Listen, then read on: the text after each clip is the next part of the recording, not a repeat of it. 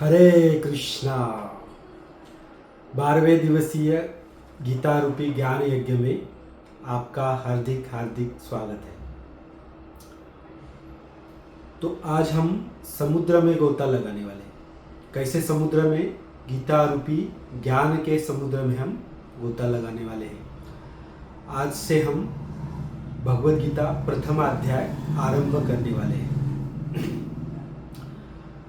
तो प्रथम अध्याय का जो शीर्षक है अर्जुन विषाद योग, या तो कुरुक्षेत्र की युद्ध भूमि पर सैन्य का निरीक्षण।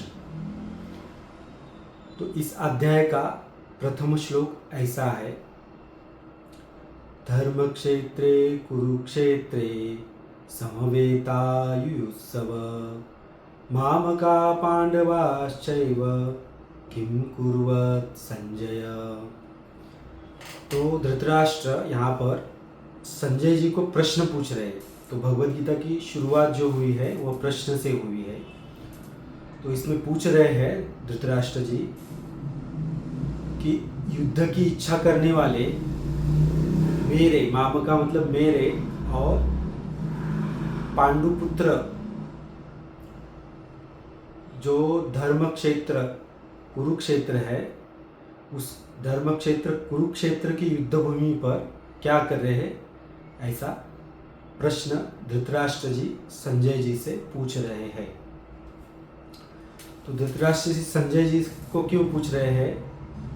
क्योंकि संजय जी को जो है दिव्य दृष्टि प्राप्त हुई होती है, और वो जो कुरुक्षेत्र जो धर्म क्षेत्र है उस युद्ध भूमि का आंखों देखा हाल उनको बता सकते हैं।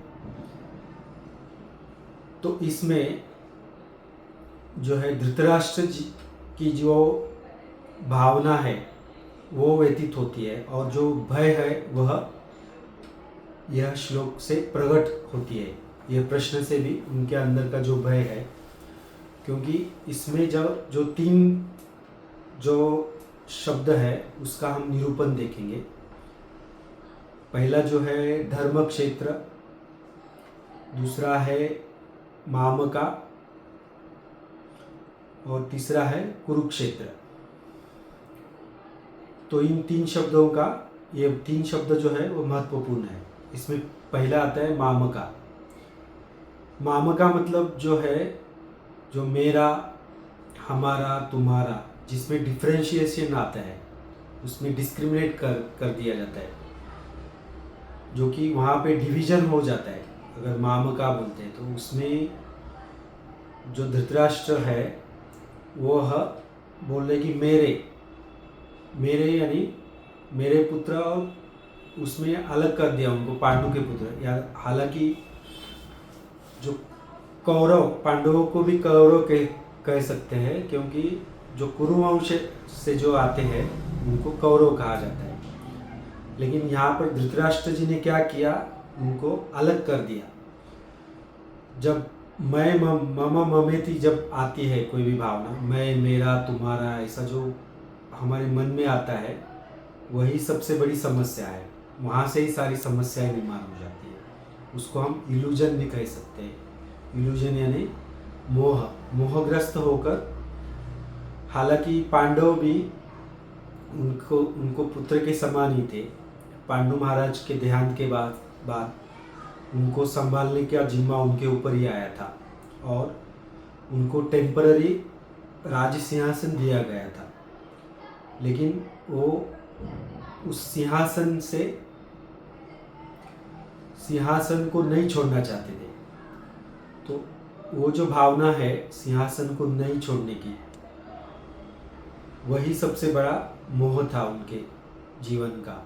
और जो आगे जो युद्ध कुरुक्षेत्र की भूमि में जो कि कौरवों की पूरी तरह से हानि होने वाली थी, उसका कारण ही उनका ये मोह था। मैं, मम ममेति का, मैं और मेरा, इस मोह की वजह से जो युद्ध जो है वह घटित हुआ। तो हालांकि भगवान कृष्ण ने इस युद्ध को न होने के लिए बहुत सारे प्रयास किए थे, लेकिन वह सारे प्रयास जो है वह धृतराष्ट्र की जो सिंहासन को न छोड़ने की भावना थी, उस भावना की वजह से युद्ध नहीं रुक सका और पूरे तरह से सारे कौरवों का, मतलब जो कि 100 पुत्र थे धृतराष्ट्र जी के, उनका अंत हुआ इस युद्ध के कारण। और भगवान ने धर्म की स्थापना की और जो पांडु जो साधु थे उनकी रक्षा की। ऐसे हम इस श्लोक से समझ सकते हैं। और कुरुक्षेत्र जो है वह धर्मभूमि भी कहा गया है। वेदों में भी कुरुक्षेत्र का उल्लेख जो हुआ है वह वह जो है वेदों में उल्लेख ऐसा है कि वह एक पुण्य भूमि है कुरुक्षेत्र जो है। और इस युद्ध का जो बहुत बड़ा कारण था वह दुर्योधन जो है, दुर्योधन ने भगवान श्री कृष्ण जी को ऐसा कहा था कि मैं सुई की नोक पर जो सुई की नोक पर जितनी ज़मीन आती है उतनी भी ज़मीन मैं इन पांडवों को नहीं दे सकता।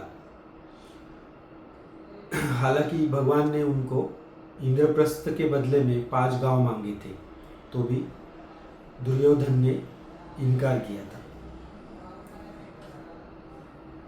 तो दुर्योधन को जो है सपोर्ट जो था धृतराष्ट्र का था। जब भी दुर्योधन से बात करने के लिए भगवान श्री कृष्ण गए थे, तभी धृतराष्ट्र जी ने समझौता नहीं किया और उस समझौता नहीं करने की वजह से यह युद्ध अभी अटल बन गया था, मतलब वो टाला नहीं जा सकता था युद्ध।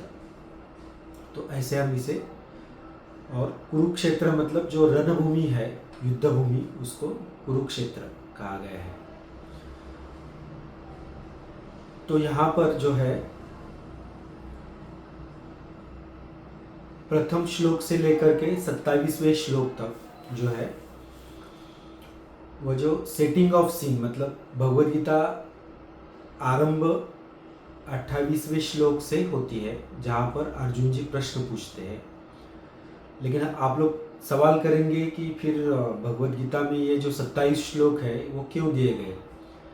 इसमें आचार्य बलदेव विद्याभूषण जी कहते हैं कि जैसे एक लड्डू अगर नमक की बोरी में गिर जाए तो वो लड्डू को थोड़ा सा नमक का भी स्वाद आ जाएगा, लेकिन अंदर से वो लड्डू जो है वो मीठा ही रहेगा। तो इसमें जो है, जो भगवद गीता की जो 28 से लेकर के 18वें अध्याय तक है वो पूरी भगवद गीता ऐसा समझ सकते हैं। लेकिन उसके पहले जो 27 श्लोक है वो भगवद गीता को समझने के लिए उसकी पार्श्वभूमि इस 27वें श्लोक तक दी गई है, तो हम उसे ऐसा समझ सकते हैं। Hare Krishna, thank you very much.